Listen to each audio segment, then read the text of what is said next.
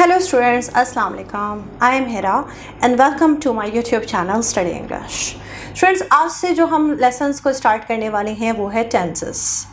Tenses बहुत important होते हैं। टेंसेस क्या होते हैं? एक ज़माना होते हैं जो हमारी एक्शन को रिप्रेजेंट कर रहे होते हैं कि वो हमारा काम किस ज़माने में हुआ, आज के ज़माने में, पिछले गुजरे हुए कल के ज़माने में या आने वाले कल के ज़माने में होगा।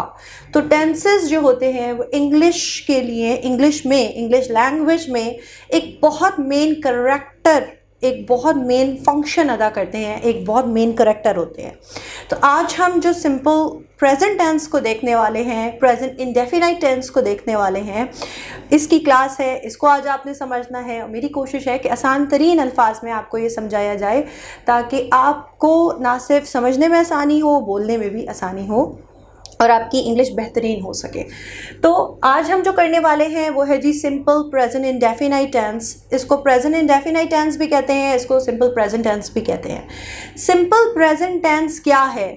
सिंपल प्रेजेंट टेंस प्रेजेंट को शो कर रहा है कि जो आज को शो कर रहा है, आज के ज़माने को, अभी के फ़िलहाल के ज़माने को शो कर रहा होता है। ठीक है। सिंपल प्रेजेंट टेंस यूज़ किया जाता है जब हम अपने डेली रूटीन्स के बारे में डिस्कशन करते हैं, डेली रूटीन्स के बारे में डिस्कशन करते हैं, अपनी हैबिट्स के बारे में डिस्कशंस करते हैं, यूनिवर्सल फैक्ट्स के बारे में डिस्कशन होती है। ठीक है। Universal facts, daily routine, habits या फिर कोई साइंटिफिक फैक्ट्स होते हैं, साइंटिफिक ट्रूथ्स होते हैं कि ये ऐसा ही है, ज़मीन गोल है, अब ज़मीन ने गोल ही रहना है, ज़मीन ने चकोर नहीं बन जाना, ज़मीन जो है वो हरकत में है, ज़मीन हरकत में ही रहेगी। ये एक साइंटिफिक ट्रूथ है, यूनिवर्सल फैक्ट है, ये ऐसे ही रहना है। तो जो हमारे नॉर्मली ये इस तरह के सेंटेंसेस होते हैं जो ये चीज़, ये आइडिया को रिप्रेजेंट कर रहे होते हैं, वो सारे के सारे सिंपल प्रेजेंट टेंस में ही बनाए जा रहे होते हैं और बोले जा रहे होते हैं। अब हम इसकी थोड़ी सी आइडेंटिफिकेशन को देख लेते हैं। इसकी आइडेंटिफिकेशन क्या है कि वो जुमले, अगर मैं उर्दू की बात करूं कि हमारे स्टूडेंट्स का प्रॉब्लम यही है कि वो सबसे पहले जुमले को उर्दू में सोचता है, उर्दू में सोचने के बाद वो इंग्लिश में कन्वर्ट करता है।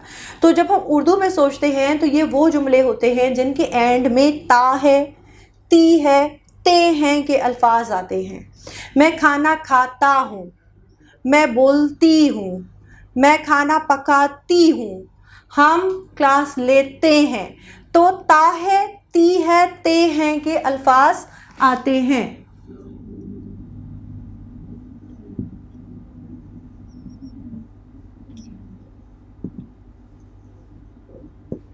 ये वो जुमले होते हैं जिनके एंड में ता है, ती है, ते हैं के अल्फाज आते हैं।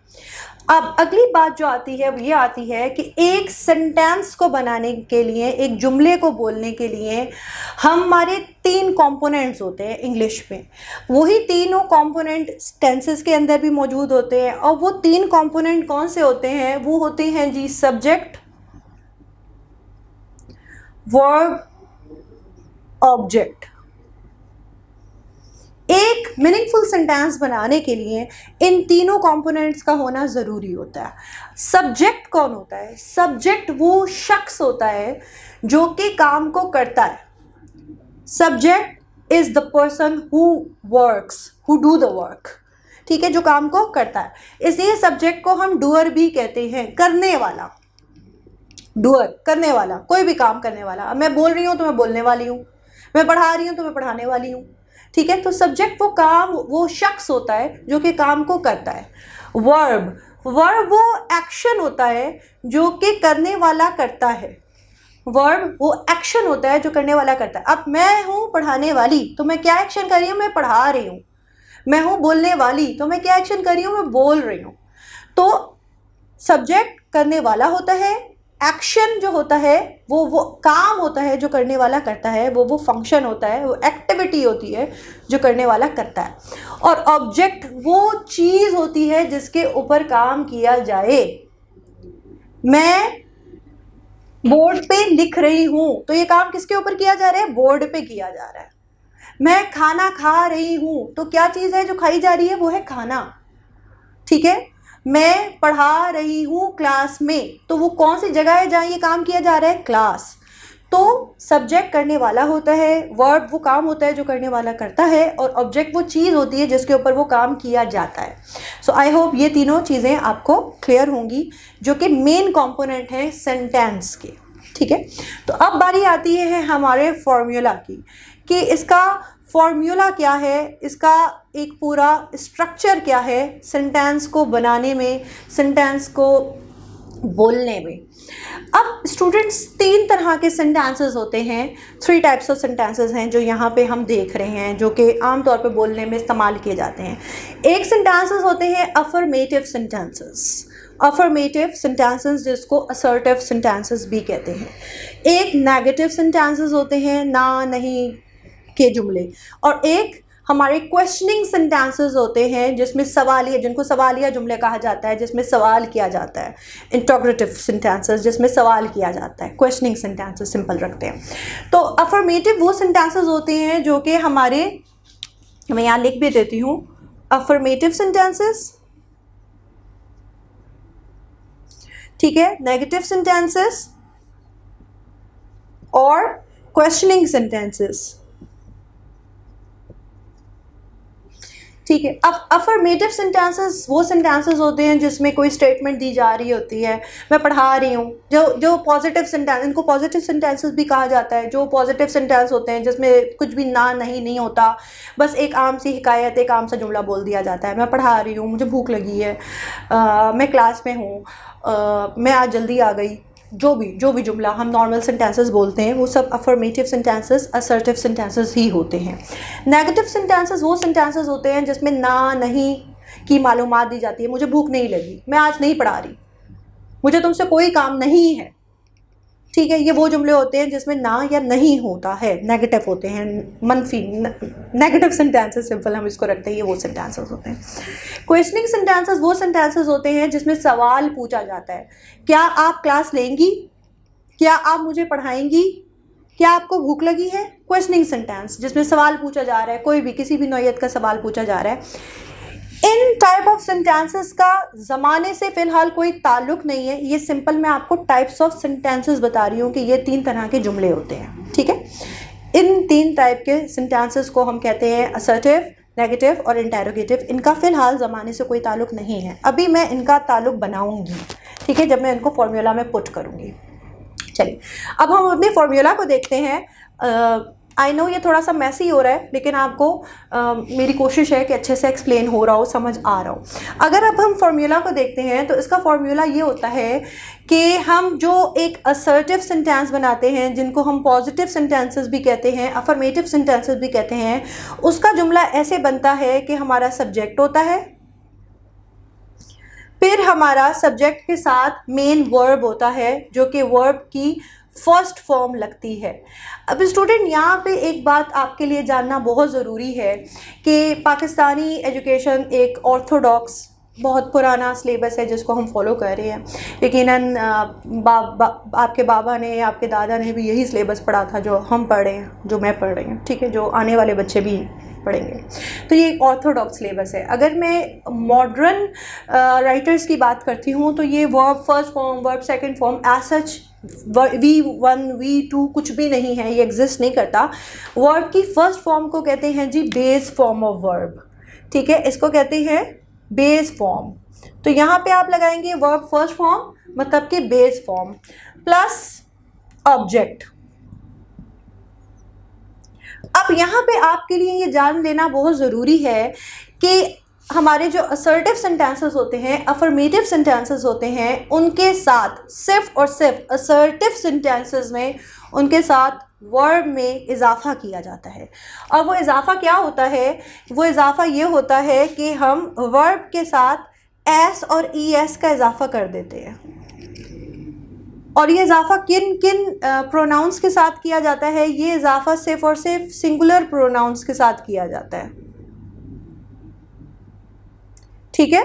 जैसे कि हमारा ही, शी, इट या किसी भी सिंगुलर नेम्स के साथ हम एस और ई एस का इजाफा कर देते हैं, ठीक है। जैसे हेरा सिंग्स अ सॉन्ग, ठीक है, Ali watch TV, okay, Ali कुक्स well, ठीक है। तो ये इजाफा कर दिया जाता है सिंगुलर प्रोनाउन के वर्ब के साथ, एस और ई एस का इजाफा कर दिया जाता है, नेगेटिव या इंटरोगेटिव सेंटेंसेस में इजाफा नहीं किया जाता, ठीक है, क्वेश्चनिंग सेंटेंसेस में ये इजाफा नहीं किया जाता। ये हो गया जी पॉजिटिव सेंटेंसेस का एक फॉर्मूला। अब नेगेटिव सेंटेंसेस का फॉर्मूला ये है कि यहाँ पे लगता है helping verb. Simple present tense का हेल्पिंग वर्ब कौन से हैं? सिंपल प्रेजेंट टेंस के हेल्पिंग वर्ब हैं जी डू और डज। तो यहाँ पे नेगेटिव सेंटेंसेस बनाते हुए हम डू और डज का इजाफा करते हैं और हमारा स्ट्रक्चर क्या होता है? सब्जेक्ट प्लस डू नॉट या does not plus verb first form, that is the main verb, base form of verb, plus object. Okay, Ali does not cook well, singular के साथ। यहाँ पे भी ये याद रखिएगा, जैसे यहाँ पे मैंने आपको बताया था सिंगुलर प्रोनाउंस के साथ डज लगता है और प्लूरल प्रोनाउंस के साथ डू लगता है। We don't watch TV, we do not watch TV. I don't like teaching, I don't like teaching. तो डू और डज की यूजेज किस तरीके से होती है? डू और डज की यूजेज ऐसे होती है कि डू यूज़ किया जाता है प्लूरल्स के साथ और डज यूज़ किया जाता है सिंगुलर्स के साथ, ठीक है। डू यूज़ होता है प्लूरल्स के साथ, प्लूरल प्रोनाउंस के साथ, और डज यूज़ होता है सिंगुलर्स के साथ। ही, शी, इट या किसी भी सिंगुलर नेम के साथ डज यूज़ होता है और आई, वी, यू, दे के साथ डू यूज़ होता है, ठीक है। ये याद रखने वाली बात है। तो यहाँ पे क्या होगा? सिंपली नेगेटिव सेंटेंस बनाने के लिए हम डू नॉट और डज नॉट के साथ डू नॉट और डज नॉट का इजाफा कर देंगे और अपने जुमले को हम नेगेटिव जुमला आसानी से बना लेंगे। मेन वर्ब बाद में लग जाएगा और ऑब्जेक्ट हो जाएगा। जैसे मैंने आपको example the, I don't like teaching, ठीक है। शी डजंट लाइक ऑरेंजेस, ठीक है। we don't like to go in the party, we don't like to go to the party, ठीक है। तो I, we, you, they के साथ do और he, she, it के साथ does, या किसी भी सिंगुलर नेम के साथ मारिया doesn't like singing, ठीक है। मारिया doesn't like cooking, तो सिंगुलर प्रोनाउंस के साथ does और प्लूरल प्रोनाउंस के साथ do। अब जब हम क्वेश्चनिंग सेंटेंस बनाते हैं, इंटरोगेटिव सेंटेंसेस बनाते हैं, तो हम सिंपली क्या करते हैं? डू और डज को सब्जेक्ट से पहले ले आते हैं, डू और डज सब्जेक्ट से पहले आ जाते हैं। उसके बाद हमारा लगता है जी base form of verb which is first form of verb plus object and then question mark. Do you like cooking? Do you like to cook? Do you like to watch TV? Do we know you? क्या हम आपको जानते हैं? तो इस तरीके से हम डू और डज को शुरू में ले आते हैं और फिर सब्जेक्ट आ जाता है, फिर मेन वर्ब आ जाता है और फिर हमारा ऑब्जेक्ट आ जाता है। लेकिन एक बात और भी याद रखने वाली है, वो ये है कि जब डज यूज़ होता है तब भी और जब डू यूज़ होता है तब भी, मतलब नेगेटिव और इंटरोगेटिव सेंटेंसेस में हम एस और ई एस का इजाफा वर्ब के साथ नहीं करते, ठीक है। आई डोंट लाइक कुकिंग, अब मैंने यहाँ पे लाइक्स नहीं बोला, मैंने लाइक ही बोला है क्योंकि यहाँ पे किसी भी किस्म का इजाफा नहीं होगा, ठीक है। तो आई होप आपको ये क्लास मेरी समझ आई हो। थोड़ी सी रिवीजन करते हैं ताकि आपका कॉन्सेप्ट क्लियर हो जाए। आज हमने पढ़ा है सिंपल प्रेजेंट टेंस, जिसको प्रेजेंट इंडेफिनाइट टेंस भी कहते हैं। प्रेजेंट इंडेफिनाइट टेंस शो करता है हमारी हैबिट्स को, डेली रूटीन्स को, यूनिवर्सल फैक्ट्स को, इडियम्स को, प्रोवर्ब्स को और साइंटिफिक फैक्ट्स को। इन तमाम सेंटेंसेस को हम बनाते हैं सिंपल प्रेजेंट इंडेफिनाइट टेंस में। इसका स्ट्रक्चर भी बहुत सिंपल है। अफर्मेटिव सेंटेंसेस में, पॉजिटिव सेंटेंसेस में हम subject plus verb first form plus object रखते हैं। एस और ई एस का इजाफा होता है वो भी सिंगुलर प्रोनाउंस के साथ, जबकि प्लूरल प्रोनाउंस के साथ ये इजाफा नहीं होता। जब हम नेगेटिव सेंटेंसेस बनाते हैं तो हम डू नॉट और डज नॉट लगा देते हैं, जो कि हेल्पिंग वर्ब हैं सिंपल प्रेजेंट टेंस के। और डू नॉट और डज नॉट भी जब हम लगाते हैं तब भी वर्ब के साथ किसी भी किस्म का एस और ई एस का इजाफा नहीं होता। और फिर हमारे क्वेश्चनिंग सेंटेंसेस आते हैं। क्वेश्चनिंग सेंटेंसेस में हम डू और डज को शुरू में ले आते हैं, सब्जेक्ट से पहले, फिर सब्जेक्ट, फिर main verb, first form of verb, और फिर हमारा ऑब्जेक्ट, और फिर क्वेश्चन मार्क आ जाता है क्योंकि वो सवालिया जुमले होते हैं। आई होप कि आपको ये मेरी क्लास समझ आई हो। कोई भी क्वेश्चन है तो प्लीज़ कमेंट्स में बताइए, और आप जो चाहते हैं कि आइंदा आने वाली वीडियोस में इन टॉपिक्स पे बनाऊं तो काइंडली वो भी मुझे ज़रूर कमेंट्स में बताइए।